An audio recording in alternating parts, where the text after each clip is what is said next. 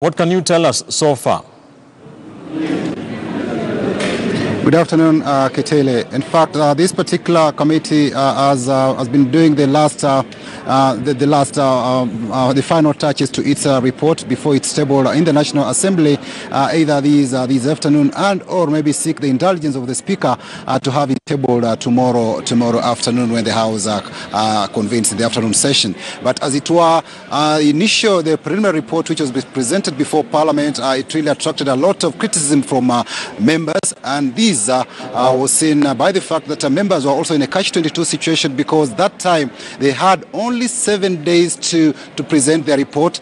Those government agencies that were mandated that role to test the sugar that was seized were also asking for more time, so it gave members a really tricky situation. But because Parliament procedures and rules did indicate that the report, at least the committee was to give a preliminary report, that's why we saw them do it, the initial report, which was really garnered a lot of criticism from members of Parliament. But with the 10 extra days, the two more weeks that were given the committee, is now done. Members are of the view that they've done a substantive report, which will be the final report. And in this particular report, they are saying that already they are indicting 3 cabinet secretaries. That is the CS for National Treasury, Henry Rotich, former CS Trade, who now moved to East Africa Community, Adan Mohammed, and the former CS Agriculture, Willie Bett, who is now the Kenyan ambassador to India. These 3 cabinet secretaries have been indicted in the report. They should take responsibility for Kenyans for allowing sugar to be imported into the country, some of which with questionable quality, which was later said to be poisonous. There were reports that's a test done by the government chemist on 2 samples taken from the Moi Air Base in Nairobi and one in Bungoma. These samples were found to be laced with mercury, copper and lead, which are very dangerous heavy chemicals that are harmful to human health. And it's a matter that the committee thinks these 3 CSs should take responsibility. We also saw during the time that the committee was sitting, there were also the last week when they were supposed to meet the multi-agency team that was probing the sugar. This team could not meet the joint committee because allegedly the letter came from the presidency, which demanded that, which said that CS Fred Matiang'i must be part of the multi-agency team. So members could not have that opportunity to interrogate the multi-agency team with regard to the seized sugar, because Matiang'i claimed he must be part of the team and he be given time to appear before the committee at the time of his choice. Yet the committee was being pressed with time to present its report this week. So that multi-agency team did not appear before the committee. On the same week, last week, we also had the government chemist snub the committee sessions invitations 3 times, and these also made members really question why the government chemist was trying to snub its invitations. Yet it is the government chemist report that did indicate that this sugar had this dangerous chemical that is mercury. But then there was a document that did surface at the committee in the committee when they were trying to write their report in Mombasa last week, which the report was unsigned, but did indicate that there was mercury presence in the sugar that was seized. So it is a matter that really divided the committee. Some thinking that probably there was an attempt to introduce to cover up the issue. It has also delayed the writing of the report, and until yesterday, that's when members agreed to accept the report from the government chemist indicating that some of the sugar seized had mercury, and we saw mercury and lead and copper, and KEBS had indicated that the sugar had copper and lead and yeast and mold. So, but we saw also it was dilly-dally. KEBS was also trying to dilly-dally with regard to its report. It was not trying to own some of its reports. But KEBS was very categorical that there was no mercury, but they'd seen samples of traces of copper and lead. But the government chemist did indicate there was mercury and copper, but then the person could not appear before the committee to defend that position, which now is part of the report that has informed the committee. But something curious again is that, something curious here is that the Joint Committee had wanted to have an independent investigation, given the various the twists and turns that was coming from the tests from the KEBS and government chemists, and they'd wanted to have KEFIS and the University of Nairobi test these sugar samples. They took the samples to these particular 2 institutions, but apparently these institutions were blocked from testing these sugar samples. So the committee did not have an independent report from KEFIS and University of Nairobi as they earlier envisaged, because of the contradictory report coming from the government chemist and that from the Kenya Bureau of Standards. So it's something that I will be looking for to see how it goes about. But again, they have said that the 14 companies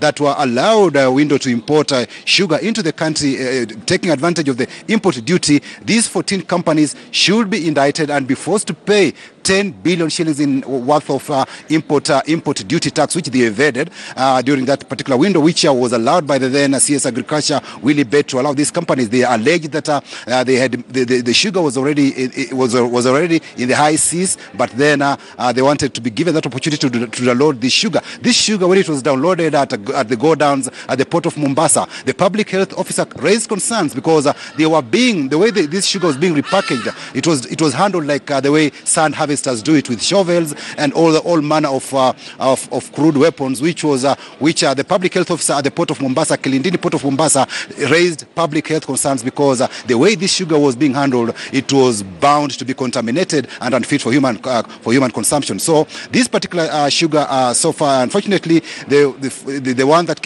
was imported by the 14 companies was repackaged and sold in Mombasa. It never went up country. So that is an issue that the committee will be thoroughly looking into. And also there was an idea where Sony Sugar Company license was used to import sugar for 6 private individuals into the country.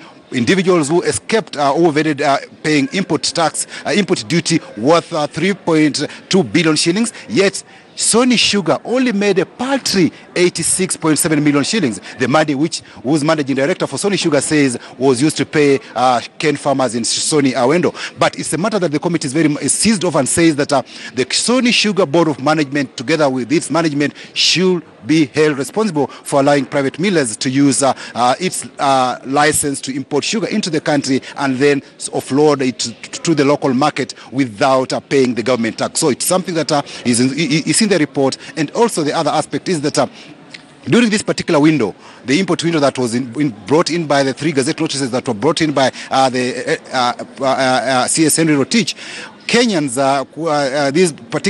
the waiver of import duty cost the taxpayer 36 billion shillings. So it's a matter that is being really looked at when we see this afternoon if the report will be tabled in the House and the kind of debate it will attract. Kitili.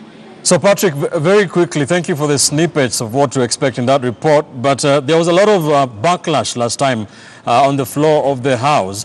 Have you been able to speak to some of these committee members? Do they think that the 2 additional weeks, the 10 days, were sufficient to have a conclusive report? And what do we expect from what you've been able to gather, perhaps? Yes, I've spoken to some of the committee members. They are very upbeat. They say that this time round they've nailed the report. It will not attract any condemnation from the floor of the House. They are optimistic that this time round they've really been able to isolate the 14 companies that imported sugar into the country without questioning, looking at its quality and quantity. They are also saying that the 3 CSS should take responsibility. They are also indicating that there's mercury and copper into that sugar. So the sugar that was seized, about 1.3 million kilograms of sugar, they are recommending that it be destroyed. We saw last month when Dr. Fred Matiang'i appeared before the committee, he promised the country that goods worth 1.2 billion shillings were to be destroyed. These included sugar and other contrabands. But then that Kenyans are yet to see that consignment, the contraband, whether it was sugar or other counterfeits, destroyed. So Kenyans will be watching this space with a lot of anticipation to also get to know whether the sugar they've been consuming in the last 30 days is poisoned and or not. Kitili. Thank you, Patrick. Patrick Amimo live from Parliament Buildings. A very comprehensive report of the snippets of what to expect from that report after the members of that joint committee did get an additional 10 days to come up with a more conclusive report. Our cameras will be trained on that august house to just give you the very latest as it happens. Thank you, Patrick.